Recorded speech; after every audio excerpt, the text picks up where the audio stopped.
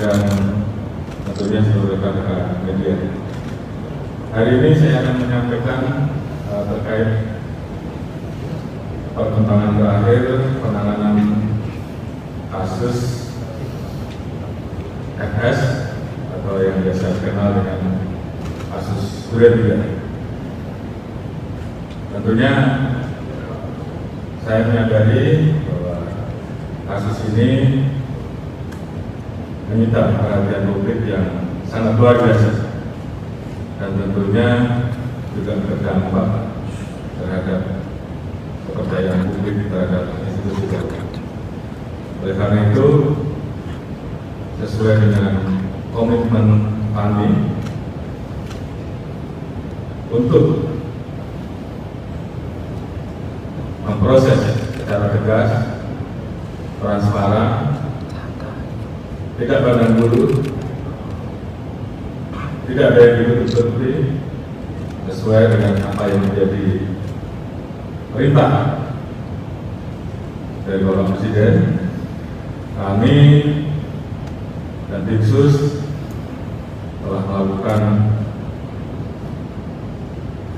kerja keras untuk mengungkap kasus ini.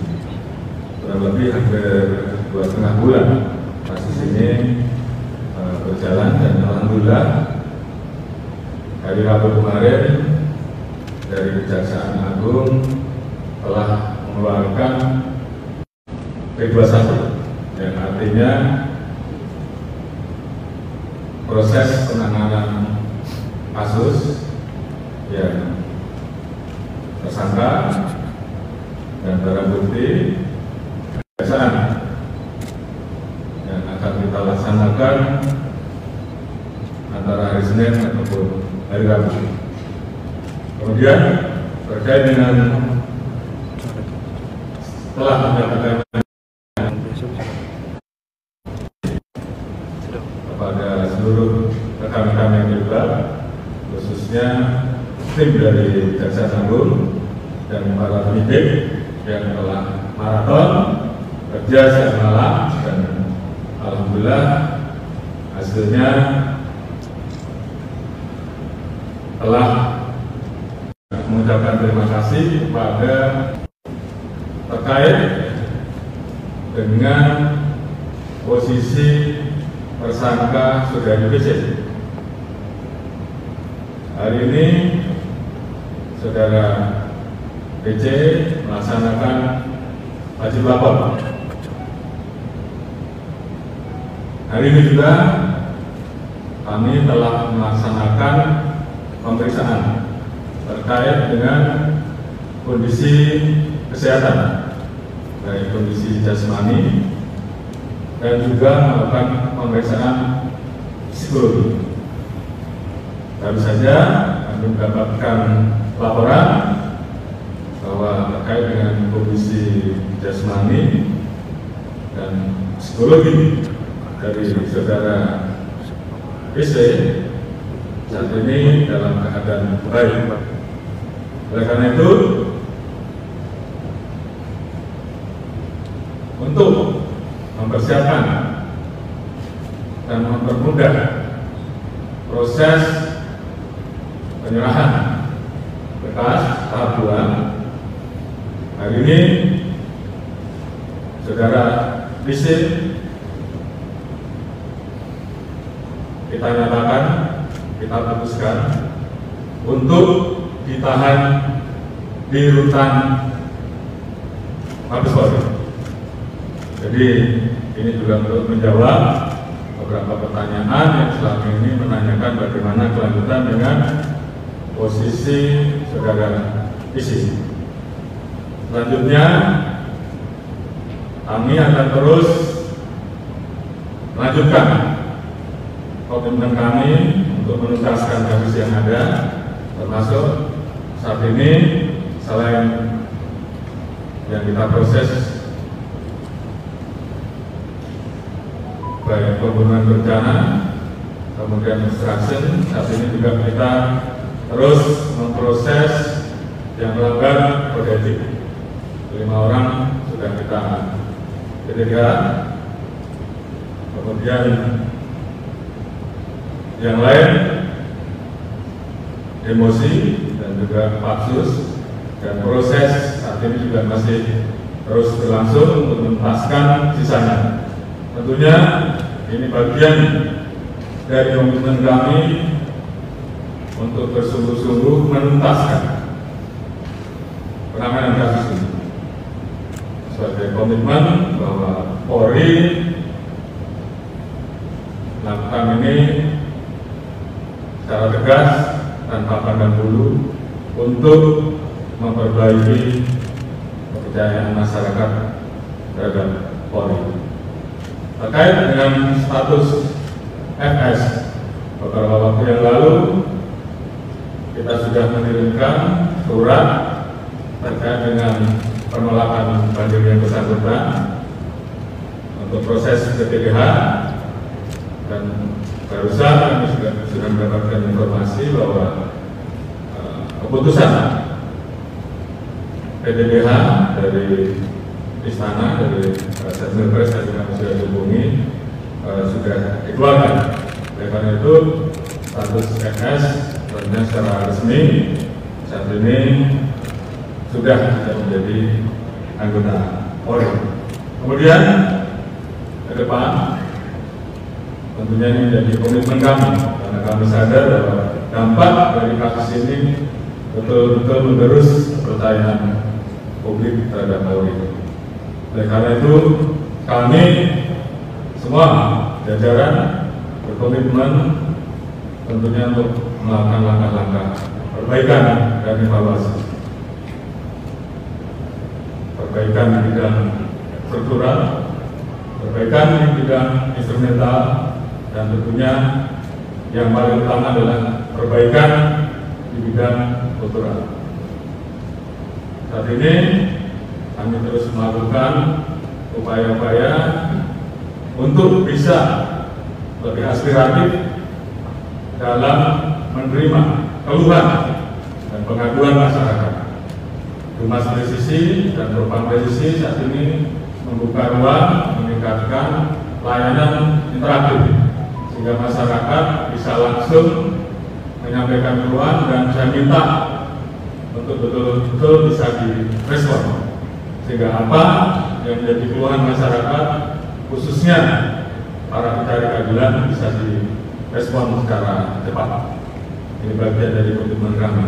Dan terhadap pelanggaran yang kami temui di lapangan di depan pasti ada keluhan. Dan ini bagian dari komitmen kami untuk membenahi institusi Polri, peningkatan kualitas layanan terkait dengan tugas pokok kami, baik di dalam hal Kamtibmas, dalam penegakan hukum tentunya akan kita tingkatkan. Demikian juga tugas-tugas kami dalam mengawal agenda-agenda besar pemerintah.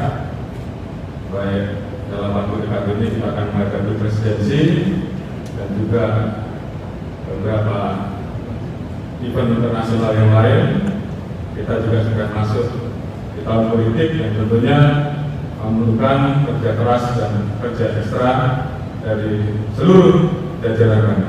Dan tentunya kami berpesan kepada seluruh anggota terus semangat melaksanakan tugas untuk mewujudkan Polri yang tegas, humanis, berwibawa, dekat dan mencintai masyarakat.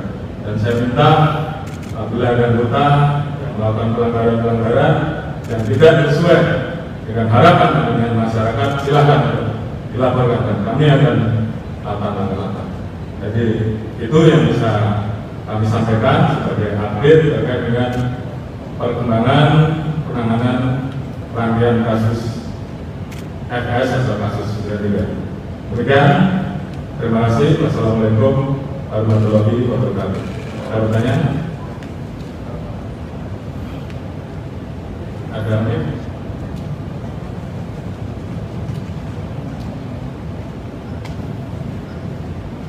Izin Pak, saya Rahel dari Humas.com.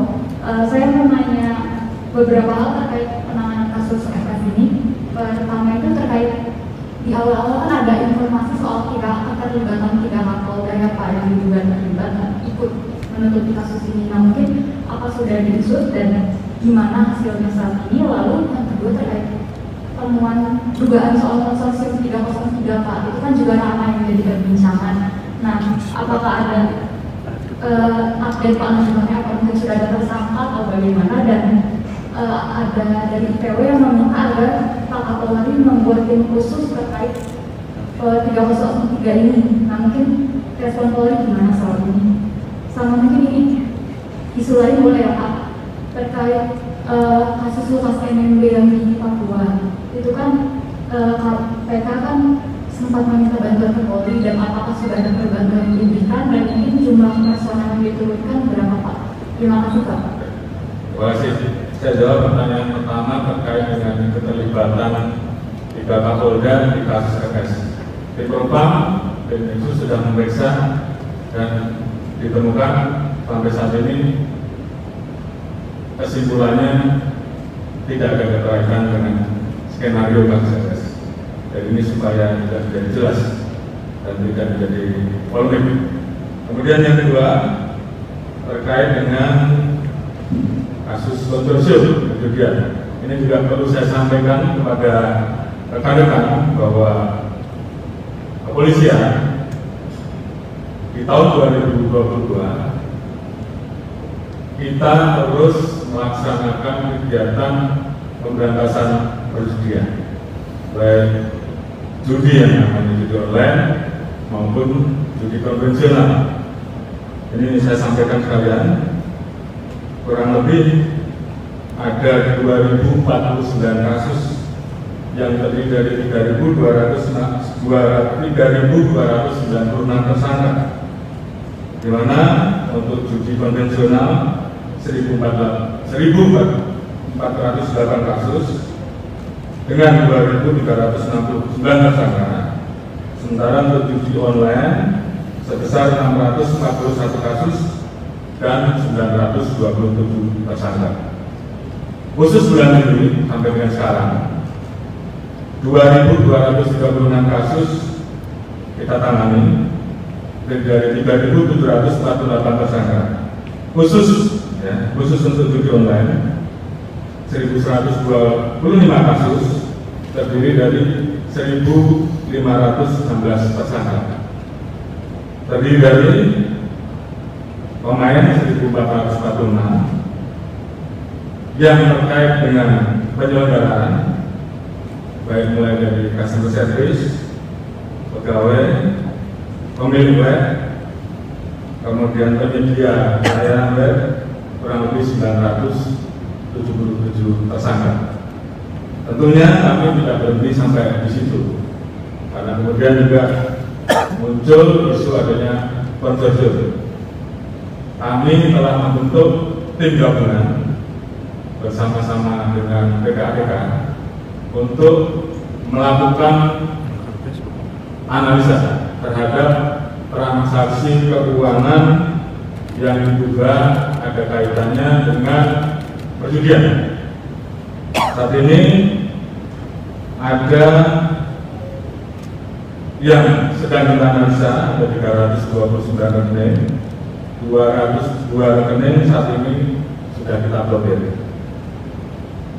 10 orang tersangka berstatus DPO dan diduga terlibat dengan kelompok judi online rasatas. 4 kita cekal dengan inisial TN, L, KK, FM, A, dan K. 6 teridentifikasi berada di luar negeri. IT, TS, TA, B, KA, H, J, AB. Saat ini kami telah membentuk tim khusus terdiri dari Bareskrim, Polda terkait, Ubinter, untuk melakukan berbagai macam upaya. Upaya pertama adalah untuk mencari buron yang saat ini sedang berada di luar negeri dengan membuat red notice. Upaya kedua, kami mencoba melakukan pendekatan dengan skema polis ke polis. Kami kirimkan saat ini anggota kami 5 negara, dan tentunya kami sedang menunggu hasilnya dan bisa membawa buron kelas atas tersebut untuk dibawa kembali ke dalam negeri. Negara yang mana saja mungkin sementara ini saya tidak perlu sebutkan, tapi yang jelas ada 5 negara, dan tentunya dari situ nanti akan terlihat semua. Mohon doanya agar mereka bisa kita bawa pulang, dan dari situ nanti baru kita lihat. Yang jelas, kalau memang ada keterlibatan anggota di dalamnya, kita proses. Ini supaya menjadi jelas, dan rekan-rekan juga bisa mengetahui langkah-langkah yang saat ini sedang kami laksanakan. Kemudian terkait dengan kasus Lukas NMB, kami telah menyiapkan 1.800 personil di Papua, dan kami siap untuk membackup apabila memang KPK meminta. Jadi tentunya kami juga mendukung penuh pemberantasan korupsi. Mungkin itu yang bisa saya sampaikan. Ada lagi? Silakan. Pak, izin Pak, saya Habibie dari Merdeka.com. Ingin nanya, ini kan Pak RS kan sudah resmi tidak lagi menjadi anggota Polri. Apakah nantinya ada seremonial pemecatan terhadap Pak RS atau tidak? Kalau memang tidak ada, itu alasannya kenapa Pak? Terima kasih. Saya kira untuk itu sudah pernah dijawab ya oleh Pak Kadif Humas karena teknis. Nanti secara khusus aturannya Pak Kadif Humas yang jelaskan. Sisi kanan Pak, kanan Pak.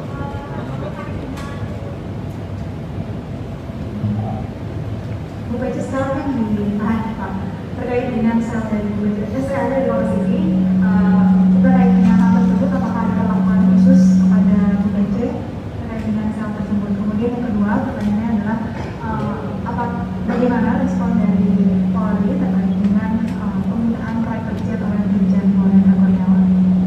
Baik, saya kira untuk standar penanganan rutan yang diberikan kepada saudari BC, saya kira sama dengan yang lain yang ditentukan, apakah di Barreskrim ataukah di rutan Brimob, namun saya kira standarnya bersama.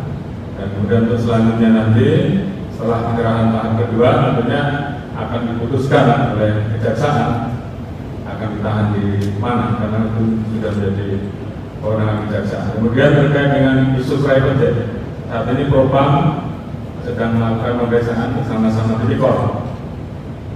Jadi nanti akan kita telusuri apa dan dari mana asal uang untuk membayar private jet. Pemeriksaan saat ini sedang kita lakukan terhadap penyelenggara PT penyelenggara dan PT yang melakukan penyewaan. Nanti akan dilengkapi. Terima kasih. Terima kasih. Saya Rama dari Radio Sinta. Sebelumnya kita ucapkan selamat kepada Polri yang akhirnya kasusnya sudah masuk tahap sementara ke penyerahan berkas. Pertama, yang saya ingin sampaikan ini mengenai lebih ke ini Pak, bahwa publik berharap banyak selain Polri juga bisa mengungkap kasus ini, juga Polri bisa mengambil semacam pesan pembelajaran dari kasus ini. Dan tadi Bapak sudah menyampaikan salah satunya evaluasi yang dilakukan Polri adalah bagaimana melakukan perubahan terhadap kultur di Polri. Nah, pertanyaan saya soal itu pertamanya, perubahan kultur ini nanti akan dirampung ataupun dijabarkan di dalam bentuk apa? Percakapan apa? Itu satu. Kedua, poin yang paling signifikan atau menonjol yang dalam perubahan kultural itu apa Pak? Terima kasih. Baik, saya kira perubahan program transformasi menuju Polri yang presisi itu di dalamnya sebenarnya sudah mengatur tentang reformasi kultural, bagaimana menanamkan nilai-nilai yang ada di dalam Tribrata dan Catur Prasetya, dan juga tentunya pendekatan religi yang saat ini terus kita tingkatkan. Dan itu selalu saya sampaikan berulang-ulang, dan kemudian juga ada perkab yang mengatur mengenai pengawasan melekat sehingga kemudian bisa saling mengingatkan. Ini juga tentunya sudah saya sampaikan berulang-ulang. Namun demikian, kalau proses itu tetap dilanggar, maka ya kita berikan punishment sehingga kemudian menjadi keseimbangan mana yang berbuat baik dan layak diberikan penghargaan karena kemudian bekerja kerasnya, prestasinya, dan mana yang harus kita proses karena yang bersangkutan melanggar, dan itu membuat organisasi program presisi kami yang lebih aspiratif terhadap masyarakat, dan saya minta tolong kami diawasi, berikan kami masukan terhadap hal-hal yang masih kurang, dan itu menjadi evaluasi kami untuk kami perbaiki. Yang jelas kami tentunya ingin menjadi institusi dengan update informasi terbaru dari program yang jelas, tapi itu sudah menjadi bagian yang harus kita tuntaskan karena ada 35 yang harus kita tuntaskan, dan saya kira ini menjadi komitmen kami. Isinya akan kita sampaikan kepada publik, kita transparan, dan itu sebagai bentuk ketegasan kami untuk memperbaiki dan reformasi institusi Polri. Dan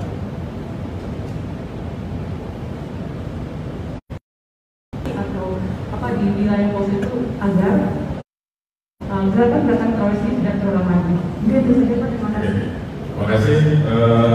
Betul, baru saja khususnya kemarin satu DPO sisa dari kelompok MID yang dikenal dengan saudara guru ataupun saudara askar telah dilakukan penegakan hukum secara tegas dan terukur oleh tim kita, tim Surgiri yang melaksanakan operasi Makaburaya. Artinya dari jumlah DPO yang ada kurang lebih kurun waktu 2021 dan 2022, jumlahnya saya kurang hafal, semuanya sudah tuntas kita laksanakan. Selanjutnya yang akan kita lakukan adalah melaksanakan kegiatan moderasi sehingga tidak lagi muncul paham-paham dan kemudian memunculkan keinginan untuk melakukan gerakan-gerakan ataupun tindakan-tindakan yang tentunya tidak sesuai dengan paham dan ideologi kita Pancasila. Karena ke depan kita harus menjaga persatuan-kesatuan, menjaga keberagaman, menjaga negara kesatuan Republik Indonesia, yang tentunya ini menjadi modal bagi kita untuk mewujudkan Indonesia maju, Indonesia emas di tahun 2045. Saya kira itu menjadi bagian dari kita untuk bekerjasama dengan seluruh elemen bangsa, khususnya para tokoh agama, baik dari agama-agama seluruh agama yang ada, Muslim, non-Muslim, semuanya bersatu untuk kemudian ini menjadi tugas kita bersama. Saya kira itu ya, cukup semuanya. Terima kasih. Assalamualaikum warahmatullahi wabarakatuh.